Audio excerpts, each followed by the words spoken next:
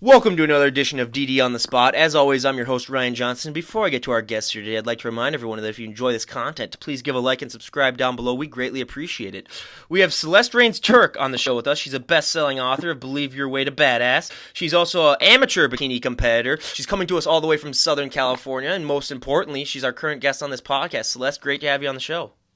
Thank you so much for having me. I'm very happy to be here. Absolutely. We are so glad to have you on. And why don't you give us a little bit of a backstory on what got you started into the health and fitness lifestyle? What's your reasoning to it? I started in 2012, and that was really just because I remember feeling really out of context or out of place with my body. I would look in the mirror and I was like, how did I get here? I'm an athlete. I could be so much better if I just took more care of myself.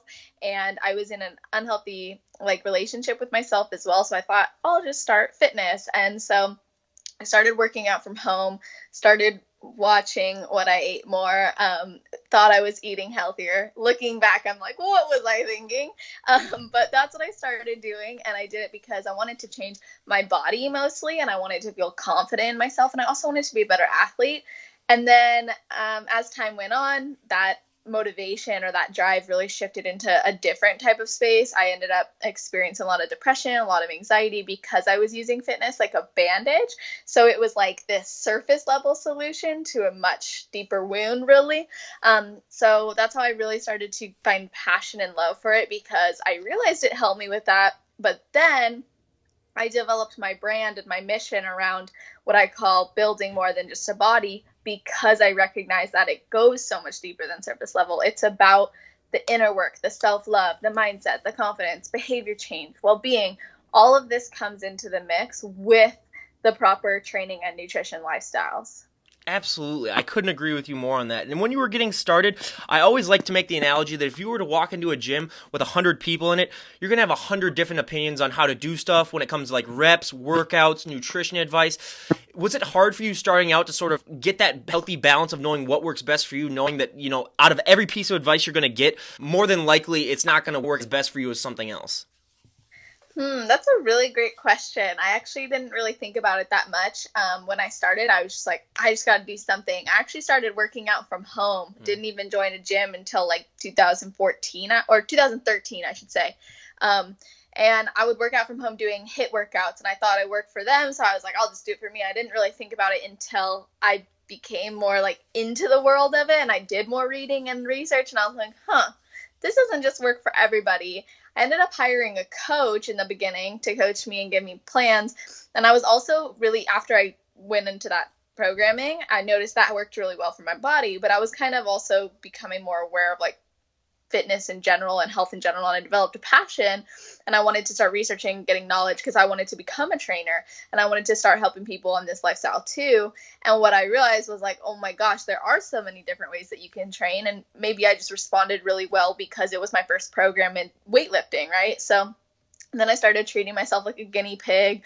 I shadowed some trainers. I researched a lot, and then I would see my body going like this, but I was testing different things. And in the beginning, I guess ignorance was bliss because I didn't realize it, but I took it under my responsibility to start learning and testing things.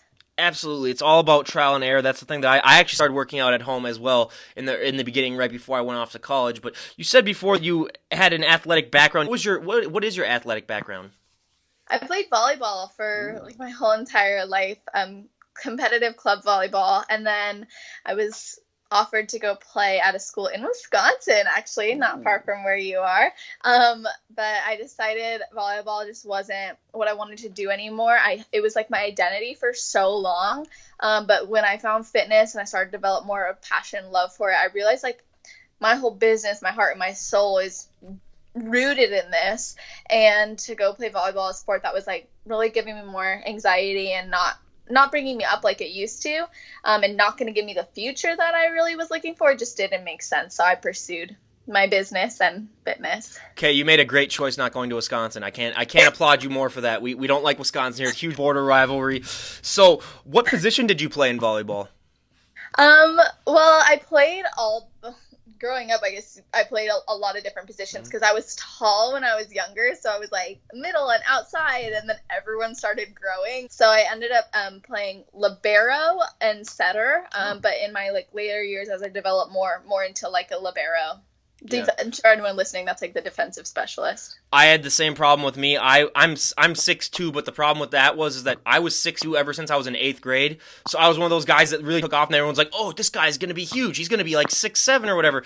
Nope, stayed 6'2", and then everyone else shot up like right to my height or whatever. So I had that 2-year athletic period where I was just dominating everyone just because I was like 6 inches taller than everyone. But yeah, it did not last long. So at what point did the nutrition come into your working out? Was it early on, or when you sort of realized getting a trainer, was that really when the nutrition took off? I guess I learned a little bit more in that aspect because they gave me like a meal plan as well. But unfortunately, what happened was I developed a very unhealthy relationship with food. I looked at this plan and I was like, this is all I could eat for the rest of my life, and I was so one track mind with it because I'm kind of like type A that way, where I'm like, it's perfect or it's horrible. And that can be a really big problem if you allow it to be. So anyway, I remember like it got me into a really unhealthy relationship with food. I would like binge on the weekends because it was like cheat meal, cheat day. It was so stupid. I don't believe in that. And even as a competitor, I just don't. There's different aspects you have to go about it. We could talk about that later, but anyway, I started to pay more attention to what I was putting in my body. I really loved my meal plan. I really loved putting healthy, yummy, nutritious foods in. And then I was like, I want to learn why though. And I realized there were so many nutrient deficiencies that I was probably developing as well by only eating the same things. And then I realized like nutrition is such a big part of it for anyone. So everyone and everybody eats, right? So what are we putting in our bodies and how valuable is it to our body to work at a high level? And so then I actually decided to study nutrition and dietetics. And so I started getting into that and I realized like, wow, there's a lot to this. I kind of got my associates in it. But then I moved on to psychology because I realized working in a clinical aspect just wasn't for me, but the holistic type of nutrition stuff is more for me. But yeah, I would say it started to come to my attention when I realized my relationship with food was quite unhealthy. Even though I was eating healthy foods, the connection to it was really bad. Yeah, absolutely. So I always love to ask, what was the most surprising aspect of nutrition that you found out when you were doing your research? Great question. I think it's about the gut and having a healthy gut is going to impact your mood. It's going to impact the way that you feel about yourself, the way that you perceive the world, because everything that we're putting in our body is literally digesting and sending it everywhere else, right? So having a healthy gut is super important. And I think learning about the way that we can use fuel to our advantage, that was really interesting. And then I think the other really interesting piece is that like nutrient timing matters, what we take maybe with our food or without our food. And, if you have this supplement before and after your workout, or if you have it as a pre-workout taking this, it'll open up your blood vessels, things like that. That's very interesting to me. That stuff. We had a gut specialist come on for one of our first guests, and that was just mind-blowing to me, just how the body works. It's just one of those things where if you find out the keys and tricks, it can help you so much when it comes to preventing injuries or preventing just stuff from happening to you. It was super, super interesting. But at what point in your fitness journey did you decide that you wanted to compete? So that was back in 2015, and I was just at a place in my life where I was already eating like a competitor. I was working out hard. I had already guinea pigged myself so much. I had tried all these different things and I was like, I wonder what's under here. Like, what's under all this? Because as a normal person, like, we have to carry extra fat or extra weight and just be healthy. It takes a different extreme to get there. And I remember like, what is it like? And I wasn't even necessarily, I guess, as curious about the process because that was my life already. It was more about like, what's under here. So I actually approached it a lot more from like the body aspect, like what will I look like, super lean. And I look back at my first competition photos and I'm like, why did I step on stage? But it's also like that was the best I ever looked, you know? So it was really empowering for me. After that show, I was like, I'm never competing again. I hate it. It's horrible. Obviously, I didn't place. I worked my ass off for over like 16, 20 weeks, pushed myself to new limits, all that. And it's like to walk away with nothing and to walk away feeling really restricted. And I had gone into it with that kind of self-loathing aspect of like, I'm just going to do this to see how lean I get. And because it's a really good way to control everything I do, and I need control and I'm lacking control. So it was a lot of like psychologically, it was out of needing control. And afterwards I was like, don't want to do that ever again. I ended up gaining 30 pounds in 3 weeks. Wow. Like that is so bad. And, my health was kind of all over the place because of that. I was so confused. I felt lost. And then once that's how I got into personal development, started working on my self-love, my mindset work. That's where I was like, okay, we're building more than just a body, right? Mm-hmm. My mission. And then cut to 2017, I'm like, healthy mind, healthy body, healthy life. I feel good about myself. I'm like, I want to compete again. I feel like now's a good time. My mind's in the right place. It's all about intention, right? Everything's intention. My intention was pure. Got into it, and I didn't stop. I went from 2017 all the way to just did my last show. So I was like, okay, we did a full year. That's awesome. So I love to always ask, though, what was your first prep like? Because, I mean, like you said, you had already had sort of that healthy lifestyle, but prep life is kind of taking it up a notch. Was that difficult for you? And what was the overall experience like for you, the first prep? First prep, man, I feel like that was so long ago, but first prep was a really great experience. I had a cool coach. She's actually my friend now, Amber Callahan, and she was super sweet, super supportive. There was definitely a lot more cardio than I was doing. I was guilty of not doing much cardio.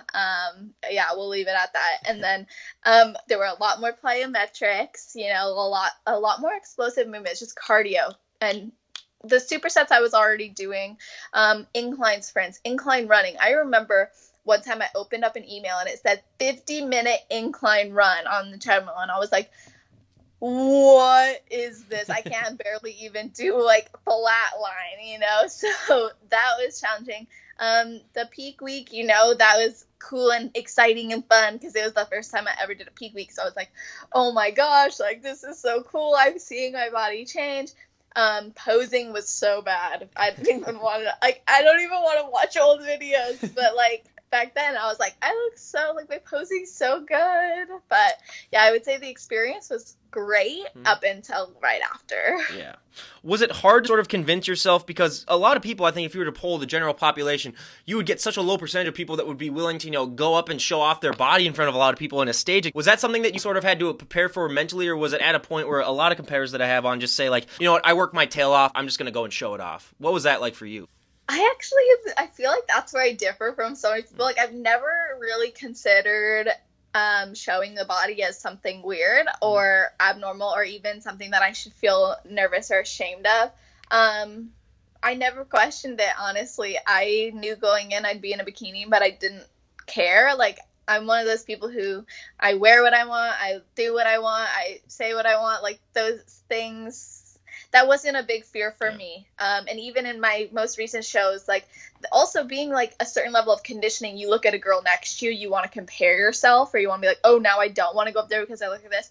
But I never got worried about going up. I was like, yeah, I work hard, but even beyond the level of working hard, it's like, this is a sport. Like, this is a sport. I don't care what the audience thinks, you know? Like, this is about what I've achieved through it. Absolutely. I mean, as someone who's super, super pale, I mean, up in Minnesota, I can't really go outside without a huge SPF and I'll still get burnt. What was that feeling like putting that tan on for the first time? And everyone always describes like the muscles pop out. You see muscles you never even thought you had. But what was that experience like for you the first time putting that tanner on?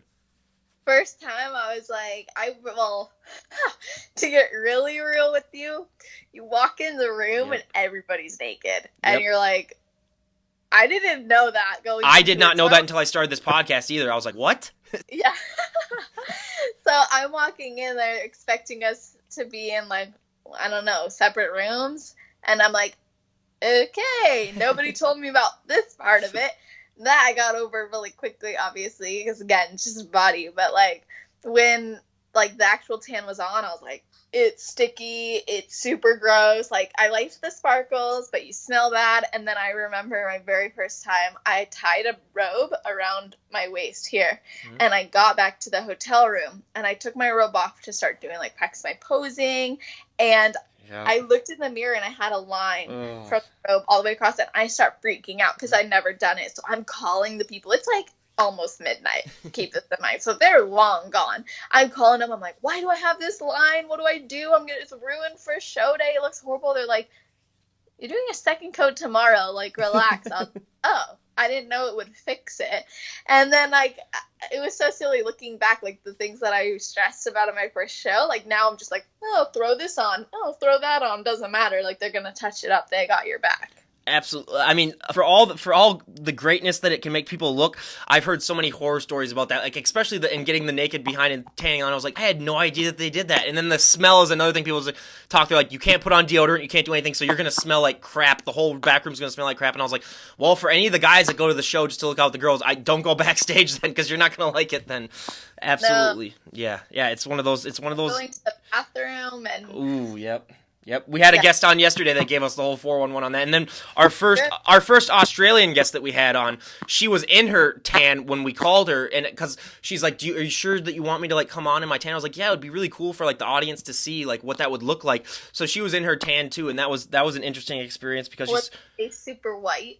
No, her face was all done. Well, she's Australian, so so she'd just be naturally tan just from living in Australia. I don't know. I didn't bring up specifics. I didn't want to ask, but yeah. So one of the big things that I love to ask all of our guests, because I also have a lot of up-and-coming musicians on here. I have a lot of other various things, but with my musicians, I tend to ask, like, what is the thrill like performing live? What does that high and that rush feel like? But I also feel that also applies to our competitors, because you're walking on stage, you're showing off, all that hard work that you've worked months on months to sort of cultivate. What is that feeling like for you when you step on stage and you get to, have that applause, and you really get to showcase what you've been working on? Oh my gosh. To be honest, everything goes blank for me. I don't hear the music. I don't see like, literally it's just me and the judges. Like, I see the judges, that's it. Like, I'm looking in their eyes. Like, I've been visualizing their faces every day, every week for the past weeks. But when you step on stage, like, when my heel hits the stage, like, for the first time, and I know I'm about to go out there, it's like a rush. Everything stops. It's like you're just in this one singular moment. It is, I guess, the really great. I'm getting chills talking about it. Oh my gosh. But it's like you go up there and you're in the present moment. Like, you could not be anywhere but right there. And you're fully feeling, because you're not, like, for me, it's not even about, like, oh, I'm focused on hitting every pose perfect. Like, no, you've already had the time to focus on that. Like, now you just have to go out there and show that it's already done. So yeah, it's such a rush in that way, like, because and then as soon as you're done, there's that anticipation, that suspense. Well, what's the next girl gonna do? Like, oh, am I gonna get called out first? How's comparisons gonna go? Am I gonna be moved towards the middle or away from it? Are they gonna call us out at all in order? So you're having some suspense, but like, every time, like, when you're on the side, you have a lot of time to think. That's when I can see my family. That's when I can see that, and I can breathe. I see my coaches watching. I'm like, we're all good. Everything's good. And then they start doing call outs, and again, blank, nothing. You're just going through it. So I'd say it's just a rush. Like, you're fully in the present. Like, that's the best way I can describe it. What was your experience like with the heels? Oh my God, I never wore and I never wear heels. Mm-hmm. That was such a nightmare. I can't even begin. Putting on heels, like, in 2015, putting on heels was like crazy. But then obviously you take 2 years off. How do you start learning how to walk in heels again? I literally wear slippers practically everywhere I go. Like, slippers or Vans. So I'm like, what do I do? And I just started putting them on and practicing. I walk around the house doing dishes or making my meal prep. I would be wearing my heels, like, just getting used to it. Practice. But it's really hard. And sometimes, like, as you start leaning out, your feet start sliding around in the heels more. And I even have the ones with the straps, but it doesn't matter, because sometimes when you feel that, it can be a little bit, like, nerve-wracking, because you're like, well, what if I twist my ankle or I slip? And so that can be kind of nerve-wracking. But I think that the more I did it, the more it just became normal. Like, It was easy. One of the things that I really love to talk about, and you kind of already elaborated on earlier, but I like to sort of, talk about it a little bit more, is like you said, after a show, people don't realize is that you manipulated your body into looking a certain way through all of the dieting, through all of the exercising. It's not a sustainable look. And if you were to talk to the average person, they'd probably say like, oh, those people just must be ripped and jacked throughout the year. They must just look like that all the time. But no, a lot of people, some people even last a few hours afterwards and they start like gaining weight or their body changes depending on, just your genetics. And then some people can last for like up to a week, but then they just start gaining weight. Mentally, we know that since your first prep, you struggled a little bit, but in your other preps then, how have you sort of mentally told yourself like, hey, I'm not going to be able to keep this figure. I know I've worked my butt off for it, but it's not sustainable. Is that hard for you still mentally to sort of convince yourself like, hey, I am going to put on weight and there's nothing wrong with that? Oh yeah, I'm not gonna lie about it. It can be really, really challenging. Like, especially after my last one, when now I know that I'm not competing again until I get like certain aspects of my health back in check, and also until like probably like February if all goes well. But that's like, okay, so I could have up to like 15 weeks, let's say, of like off time. And when you look in the mirror and you're so used to seeing your stomach look a certain way, lines popping a certain way, veins a certain way, and you don't see that anymore, that can be a little bit like hard because it was your reality. It was your identity. It was your day-to-day life. That's what you were used to. So what helps me the most is really just changing an intention. Like I said at the beginning, everything's intention. So like I go into like, what's my intention for the off season? What do I want to accomplish? How do I want to feel? What does this healthy lifestyle mean to me? Why did I even start all this? And I really struggled with it after my last one. Even when I set intentions, even when I kept positive, even when I was like, I'm going to be fine. Like it's time for me to build. So I always remind myself, like, one, I want to be healthy for every aspect of life, not just for the way my body looks. I want food to be eaten because it's good for me, not because it's going to make my body shaped a certain way. I want to exercise because it makes me feel good. It gives me more strength for the day. It gives me energy. It gives me mental clarity. So I start connecting the decisions I already make during prep, because the lifestyle doesn't change that much. Now you just start putting on body fat and muscle. So you have to change with the body image. But it's like, I just remind myself that I need to be healthy. And I think about how drained I was on prep. Sometimes I'm motivated by the pain, where I'm like, I was so drained. I couldn't sit down without a cushion under my butt, or I couldn't lay down on the floor without pain, or I'd get bruises up and down my spine. Like, this is no joke.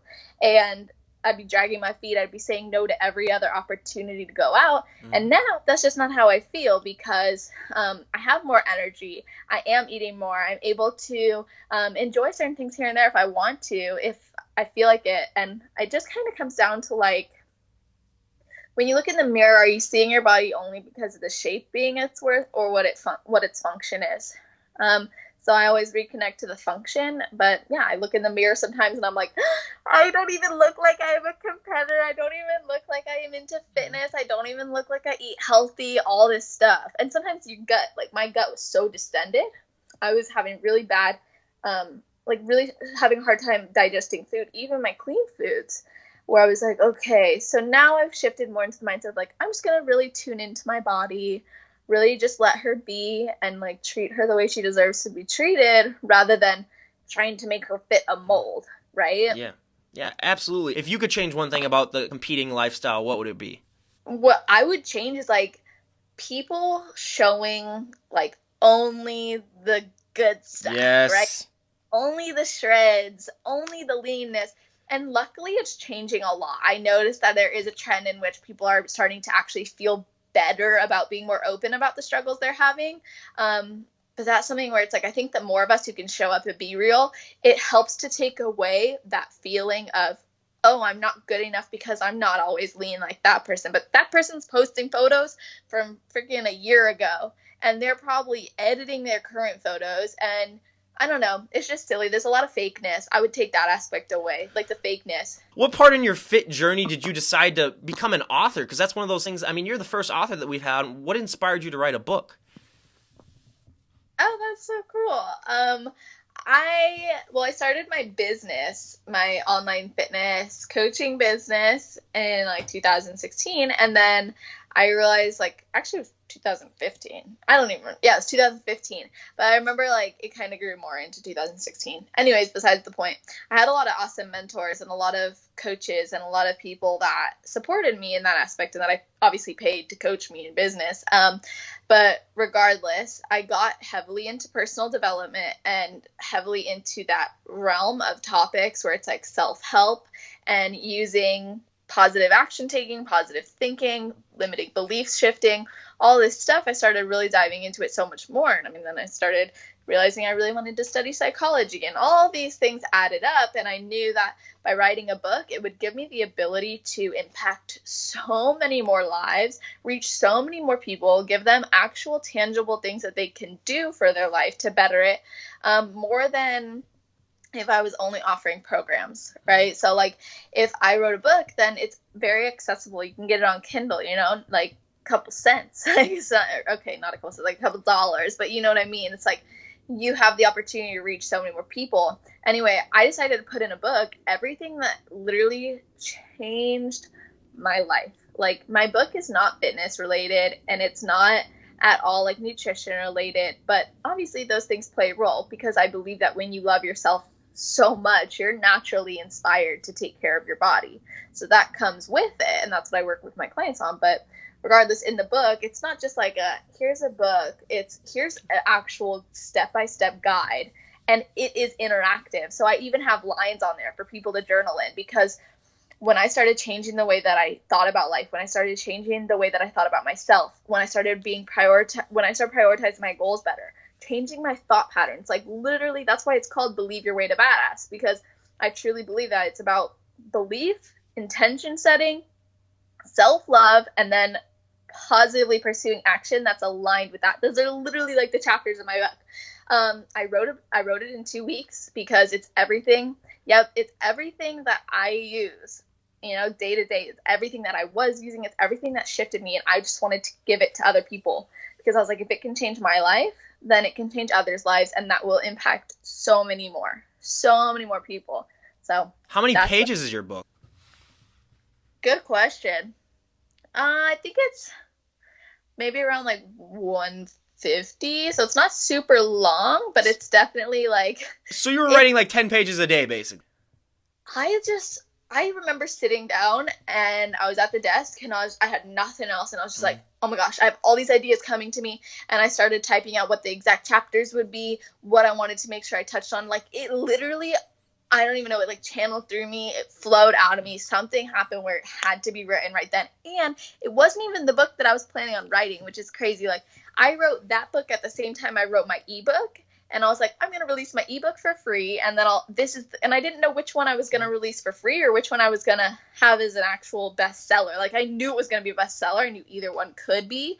But I was like, which one do I really want to devote to? And it was like, that one just, I kept everything one after the other. And it just happened. It was perfect. I've always been fascinated with, how do you get a book published? Do you go to a publisher and just hand them your work and say like, hey, can you do anything with this? What is that process like? Well, luckily I have like a lot of good connections in like the entrepreneur business space. So I was able to use people that they had used in the past. So one of my mentors, his name is AJ. I actually work for him now, which is cool. We have an awesome, we're like good friends. Like, things just really work out nicely, how they're meant to. But anyway, like, he connected me with the girl who did his publishing. And so I got in touch with her. But how it works is like, if it's on Amazon, which mine was, you can pay someone to do the publishing for you, and it's still self-published. Mm-hmm. If you reach out to publishers, that's obviously going to elongate the process, and I don't really believe that you need that in order to reach more people. You know, if you want to be like an author who's on board with a publishing company and then doing their events with them, that's different. So had I reached out to someone like Hay House, that process can take over like 1.5 years to 2 years. And for me, it's like, this is my message right now, I need to get it out. So you pay them. And then they do all the like formatting and everything based on what you want. They make sure that, you know, I got my own cover designer. I got all that editing. Well, actually, I edited it myself, which probably a mistake because I needed to make a lot of changes. And then I sent that through to her, and then she just took care of the rest. And then it was like, okay, when you're ready, hit launch. I remember I launched it almost its birthday, on like Halloween, Halloween night, and it was up by November 1st. And November 2nd, actually, yeah, not even 24 hours later, I was a best-selling author. I beat Steve Harvey on the self-help list, which was super cool. And I had a lot of support of the people in my life. And the publishing aspect is really simple. It's how simple do you want it to be? You can reach out to people or you can self-publish. And I just paid someone to self-publish for me. So I've always been fascinated. How does a book become a bestseller? Is there a certain like number that it has to sell, or what is the process into becoming like an official bestseller? Ooh, we're getting into business chat. This is interesting because it kind of depends, and the algorithm changes a lot. It's like Facebook, it's like Instagram, like they change the algorithm, right? So Amazon does the same thing. So in order to become a best-selling author, Amazon usually accounts for two things: time and number sold. So it's how much can you sell in the least amount of time. So if you can sell, like, let's say, I'm throwing out numbers. I actually don't even think I looked, but I definitely had more. I think I had around probably 1,000, let's say, in the first, 24 hours. So let's say you can sell 1,000 books in, 24 hours, right? But the person, all those other people who have released their books only sold maybe 30 every day. Mm-hmm. You're going to stack up against them. If they released a long time ago. So there's also a lot of strategy to this. Like if they released a long time ago, you're going to start climbing the ranks because people are buying your book super fast. And then you're showing up on the hot list. And then you're showing up on the recommendation. And then you're showing, anyone who bought a book of something similar to your caliber, now they're probably getting an email about your book. So there's a lot that goes into it, but it's really about timing. So you gotta be all on your timing. I was messaging people like crazy, emailing people like crazy on every social media platform. Bam, bam, bam. There was a whole big launch process. Like, it's a major thing. Once you commit to it, it can happen. Anyone can do it. Like, this strategy, there's strategy to it. Anyone can do it. It's like fitness, right? Absolutely. And now we move on to our audience favorite, the little questionnaire that we like to do here, where I'll ask Celeste here about a dozen or so questions. We'll get her answer and see how she's stacked to everyone else. So for our first question of the questionnaire, what is your go-to workout song at the moment? Oh my gosh. Just Wanna Dance, Spencer Ludwig.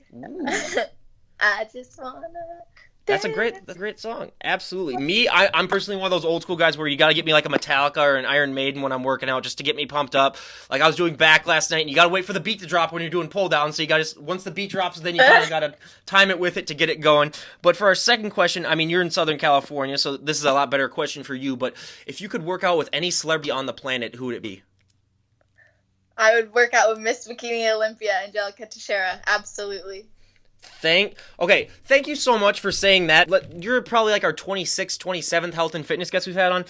24 answers have been The Rock. Everyone just says The Rock. For some reason, he's the one guy that everyone's like, yeah, I'll go work out with The Rock or whatever. But thank you for finally adding some more variety to it. And it's the second female that we've had on. We had a Paige Hathaway on for someone's choice. She hasn't on the podcast yet, I will say. But if you could train any celebrity on the planet, who would it be? Oh my gosh. What a great question. That's why they pay me the big bucks. I got the good questions here. Yeah, that's a great question. I don't even keep up that much with celebrities, so I tend to lean more into fitness or personal development type people. But maybe if I was gonna train a celebrity,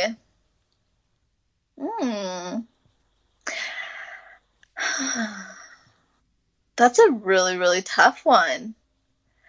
I'll give my answer first so you get it.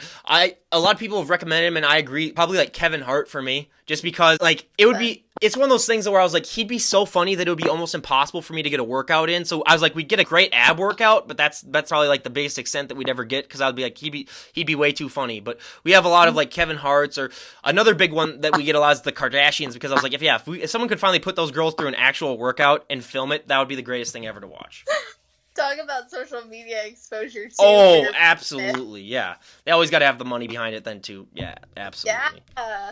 I don't know. Honestly, I do not know. I'll probably think of something later and be like, I should have said this. No problem. No, and we can always come back to it too. We'll just finish up the rest of the questions, and at the end I'll ask and see if you've thought of one. But for our next question, what is one item that you always need to have in your fridge?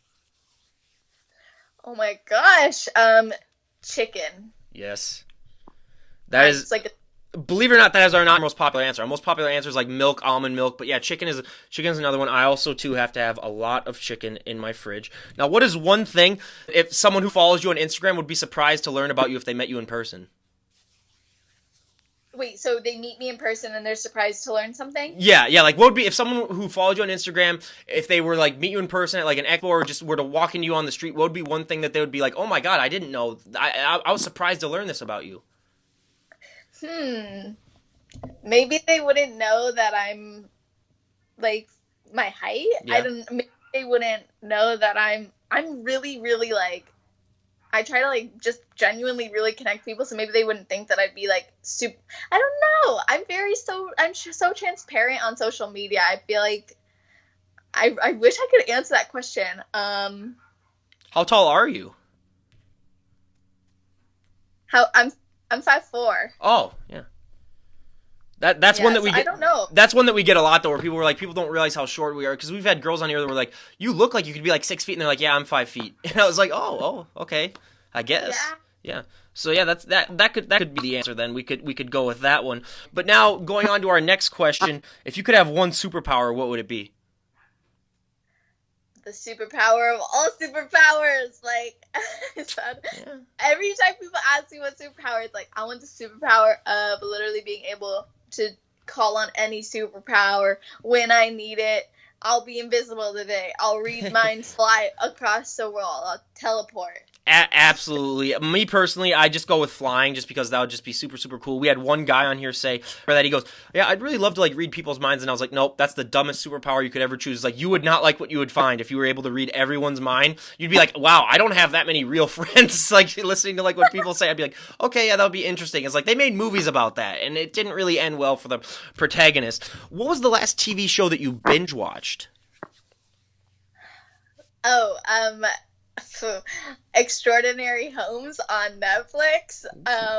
And I binge watched that at the same time that I binge watched the second the like exclusive edition of the Great British Baking Challenge or something. Oh, yep. Oh man, that was my show on prep. How bad is that? Absolutely, yeah. That's one. Me personally, I watched New Girl, and that was, it was a lot better than I thought. I have to admit that. But what is your favorite TV show of all time? Oh, okay. Can I give 2 answers? Absolutely. Okay, actually, I'm gonna give 3 because no problem. Okay, Shark Tank for like reality. Comedy would be The Office or Unbreakable Kimmy Schmidt, but probably The Office. And then for like suspense or for like action, Breaking Bad. Yes. For me, it's a tie up between The Office and Friends. Those are just 2 for me where like it just depends on my mood. If you were to ask me what my favorite TV show is, it depends on the mood and the day what I'd give you the answer for. That's just, those 2 are just huge influences on me. And now our trickiest question. If you thought the questions were trickier, just wait until you hear this next one. I was gonna say, oh my god. Yeah. Now, what would be one item that you would die to have if it went up for auction? Oh, that's a really cool question. A home gym. Yep. Or a house. Maybe we should go with a house. A home gym just out in the middle of nowhere. Yeah, that would be... No, yeah, but yeah, a house is a great choice. We had one girl on here. The most interesting answer, I think, would be, she said, I want an all-diamond bikini to wear at my next competition, because she's like, the judges would look at me and they'd obviously win. And I was like... I had to point out, I was like, no, you're going to have an Indiana Jones scenario where because of the light reflecting off, people's faces are like going to melt, and you're not going to be able, it's not going to end well for you. But I was like, but I appreciate the guess. One person said she'd take Channing Tatum if he came up for auction. I said, okay, that's a whole different topic that we're not going to get into, but I appreciate the answer. Now we have a few remaining questions here. What is your spirit animal? I've been told probably a penguin because I look like super, like, I'm always like that, I'm very loyal, but I can also like fight, if I need to, like, don't mess with me. Penguins can be real feisty, so we'll go with penguin. Absolutely. Me personally, I'm like a wolf. I'm a huge dog guy. I mean, I'm those people where if you invite me to your house and you have a dog, I'm spending 90% of the time with the dog, as long as the dog's friendly. I was like, yeah, sorry. I was like, you're a really interesting person, but your dog is just a little bit more fun to play with and a lot more interesting. So what is your favorite flavor of ice cream? basic chocolate. I love chocolate. Me too. Me too. Chocolate, or if you get me some Dairy Queen cookie dough blizzard, oof, I'll do anything. I'll do anything for one of those. I limit myself to once a month, and then during the summer, once every 2 weeks to getting a cookie dough blizzard. But yeah, they are to die for. Now, if you could go back and talk to the 18-year-old version of yourself, what would be the best piece of advice you would give her? 18. That wasn't that long ago. I would give her the advice of like always trusting your gut, no matter what other people say. Like, keep trusting your gut, keep taking leaps of faith, keep taking risks, and don't sell your dream short. I think that when I was 18, I was on a roll. Like, that's when I started like releasing my books. I started building my business so much. Oh, wow. But then I started allowing fear sometimes to stop me from certain things, and I would go back and say, let's just go for it. Since you're an author, I asked bands a simple question, but I'm going to mix it up and include the author aspect. Out of all the books that have ever been written in the history of the world, what is one book that you personally wish that you had written yourself? Oh, The Goddess Revolution by Mel Wells. We became friends on Facebook through mutual friends and stuff, and then she's a best-selling author through Hay House. Mm-hmm. She wrote this book, The Goddess Revolution, and when I was reading it, I was like, this is so how I feel. I wish that I wrote this book. Like, I could have written this book. Mm-hmm. So that's a great question. I'd go back in time, I'd write the Bible, copyright it so that I'd get a certain percentage every time it was sold, come back and be like the first ever trillionaire. But in all honesty, I'd probably just say, yeah, I don't know. I'll have to think about that. I'll answer that later, a little bit later here. Now, you've obviously stressed a lot about the balance of healthy eating and, you know, that healthy lifestyle. What is one food that, if for some magical reason science were able to make it that it was super healthy for you, what was one food that you would eat now that is not a healthy food, but you would eat then forever if science had made it into a healthy food? Cookies. Yes. I love cookies. Yes. Make it healthy. I'll eat it. And I'm not talking just oatmeal. I'm talking all cookies. Oreo cookies, shortbread cookies, chocolate chip cookies, Subway cookies, Albertsons frosted sugar cookies. You know, all that. Loft House. Make it healthy. Absolutely. We got 2 final questions now on the questionnaire. One of the things that I really came to realize when I started my healthy and fit lifestyle and got bigger and stronger, probably the most unpleasant thing, my only unpleasant thing, is that you're going to get asked to move a lot of people's furniture. You're going to get asked to a lot of pickle jars. You're going to get asked to do a lot of stuff. Have you experienced that at all? And if so, how do you deal with that? Yes. Oh my gosh. Everyone just assumes that because you train all the time, you're willing to do any of the active stuff that needs to be done. Like, you're the first person they ask, like, can you help me move this? Can you do that? And I honestly took it as a big compliment at first, because I was like, finally, I'm seeing worthy of this title, you know? And then sometimes now I'm just like, it doesn't mean I want to do it. Like, why are you thinking? But I most of the times just take it as like a nice thing. And then I just tell them if I want to, I'll do it. If I don't want to, I'll help them find someone who does. Mm-hmm.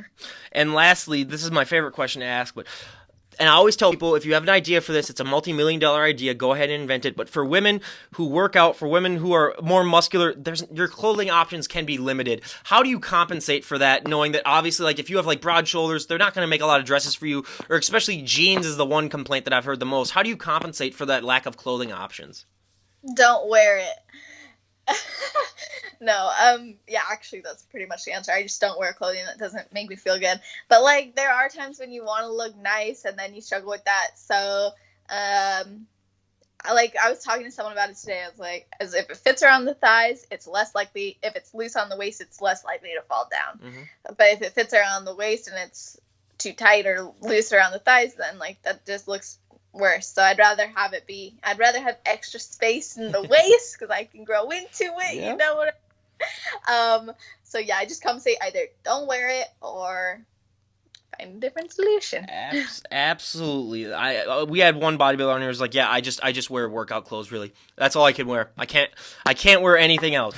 But now, here's the point of the podcast as we reach towards the end here. Here's the point where we love to bust stereotypes. So one of the big stereotypes that we always, I mean, it's gotten better over the last 5 years, especially with Instagram and everything, is that girls believe that if they go into the weight room and touch one weight, they're just going to hulk out and just become huge. Knowing that you, like, train people or deal with clients, what is your main response when you, because you've probably heard that a lot, what is your main response that you give them when you hear that? I wish, right? Because, Yeah. like I've been training for so many years and I'm proud of all the muscle I built, but I'm still working to build more muscle. Mm-hmm. So it's like, if that was true, you know, we'd all be buffed out winning these shows back to back to back to back. Like, there'd be no competition. Mm-hmm. I think that it's so silly because if you look at people, even just like bikini competitor or bodybuilder, doesn't matter. The goal, you got to have muscle. Mm-hmm. So when someone who doesn't even want to be a competitor says that they're afraid that they're going to bulk up, it's like, I wish I could. Like, I wish that was the case. You know, I spend hours in the gym and I'm still not getting that. Like, I'm getting a lot of result, but it's like, you can look at me as an example, right? You're not going to maybe do like maybe even half as much as I do. There's no way it's going to happen. Mm-hmm. The only way it will really, like, you do see, I will admit, some girls do look bulkier. Why? Because they're bulking. They're eating a lot of food in surplus. They're lifting, they're really training just to lift. They're not doing a ton of cardio, so they look bulkier. But it's just because it's a different shape than what most people look like walking around. But for someone who doesn't have goals or aspirations of, like, being in the fitness industry or competing in it, like, it's so silly. It takes so long to build muscle. And think of all the guys that you wish were more muscular. If a guy can't even do it, then don't stress, girl. I always tell the story. I had a friend in college who, when I started working out really seriously, she wanted to come in with me, and she's like, but I don't want to get, like, bulky. I don't want to start lifting weights. And then I finally just snapped one night, and I told her, I was like, the amount of weight that your purse carries when we go to, like, clubs or whatever and you're logging it around is a lot more than some of the dumbbells in there. And I was like, and you don't get bulky from lugging that thing around. And she's like, oh, you're right. And then she finally came in. So I just think it's one of those things where you just got to go to the gym, and as soon as you get there, it's like a lot of things that you're afraid of. Once you actually do it and realize, oh, it's not so bad, then it's really, you know, when you become comfortable. But what is the biggest excuse you usually get from people when it comes to not wanting to adapt a more healthy and fit lifestyle? Biggest excuse is usually around, like, time. Yes. Or like what their family will think. But usually time is the biggest excuse, which literally cracks me up because I'm like, everyone always says, like, everyone has the same 24 hours, right? But even beyond that, everyone's working, everyone's pursuing something, everyone's got goals, and it's easier. I won't ever say that it's not easier for me being someone who's in the fitness industry and does this for a living, but it's like, I know that even when I was working, you know, like for a gym, I would still make the time. Like, it wasn't a question. I think people aren't willing to see that it's possible because the actual objection, the actual excuse that they're unwilling to shine light on is the fact that their identity just isn't of a person who lives a healthy and fulfilling lifestyle. So instead they have that external excuse of, I don't have time, when in reality, they don't love themselves enough to prioritize it. Like, as bad as that might sound to some people, it's just true. Like, if you really did, you would take care of your body.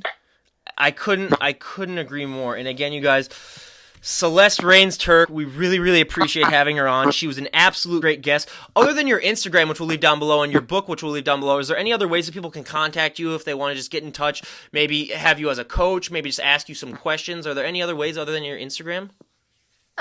Absolutely, feel free to connect with me on Instagram, send me messages. I'll always respond, unless it's a creepy thing. But celestial.fit is my website. But yeah, Instagram's great if you're comfortable on that. You can DM me there, or you can go to my website, www.celestial.fit. Absolutely. I'll leave a link down below for that as well. And is there anyone that you'd love to give a shout out to before we wrap things up? Now if they watch this, they're gonna be like, why didn't you give me a shout out? Shout out to my boyfriend, because he's my main guy, my supporter. He has always been there for me no matter what, and like when I struggle with these things, he supports me. And shout out to my family and my parents for always helping me achieve my goals. So, and shout out to everybody else who's listening to this. Okay, thank you so much for mentioning that you have a boyfriend at the end of the podcast, because we would have lost like half of our viewers if you would have done like right at the very beginning. I was like, oh guys, don't watch it. She's got a relationship, but this leads us to do a small little thing that will extend this podcast by a couple of minutes, because I'm just a huge hopeless romantic person. So I love to ask these questions. Where did you and your boyfriend meet? Oh my god, we met at the gym. It was Love at first sight. I saw her doing deadlifts and I was like, yes, yes. I remember the exact moment he came up to me, and I was actually with another guy at the time, and he, not with another guy, but I was next to working out with, and he came up to me and he was like, "Hi, I'm Robbie, by the way." And I was sold. I was like, okay. And then we started connecting on Instagram and Snapchat, and then we started like meeting up at the gym a little bit, like working out together. And then I invited him over one day. We hung out, and literally we've been inseparable ever since. So guys out there, still be cautious when approaching girls at the gym. This is one of those rare cases where it works. Like I always like to say, and one of these girls that I had on was like, yeah, my boyfriend, he DM'd me, and he's like, hey, and then we started talking. And I was like, okay, guys, again, that is one of the rare cases that guy's like found the treasure chest, because that won't happen. Like I said, if you're approaching a girl in the gym, make sure to be careful, make sure to be nice and polite. This is the one true story where it actually turned out, but don't expect it actually happening unless you're like her boyfriend, and he must have been just really, really slick. But, and lastly, where would you guys go for your first date? Well, I mean, we worked out at the gym, like we would do that if you count that, but our very first date, he actually came over and we went in a jacuzzi, and then after the jacuzzi, yeah, it was great. And then after the jacuzzi, we went for a car ride up to this like viewpoint, and we just talked all day, all night. Like we were up the whole night. Like I never ever did that before. Like we just talked so much, and we just connected on so many levels. So that was our first date. Awesome. So I love to hear that. And again, you guys, Celeste, go. It was so great having you on the podcast. We really, really appreciate it. And like I said before, I'll leave all the links down below. And if you have any new books or anything, or is there any new material that you're working on to be released? Well, in the works, very, very quietly, is a program that's going to be coming out for competitors for post-show, addressing the post-show body image issues, the self-loathing, the skewed body image especially, and then ways to actually change your intention. So that's kind of in the works, but for now I have a ton of programs on my site, ways that they can reach out to me. Most people work with me one-on-one or in my other programs, so they can see all that. Absolutely. And then when that program does get released, definitely let me know, and I'd love to give it a plug on the show. We love promoting all the guests that we have on here. And again, you guys, Celeste, we cannot thank you enough. This is Ryan Johnson, DD on the Spot, signing out. Have a great day, everyone.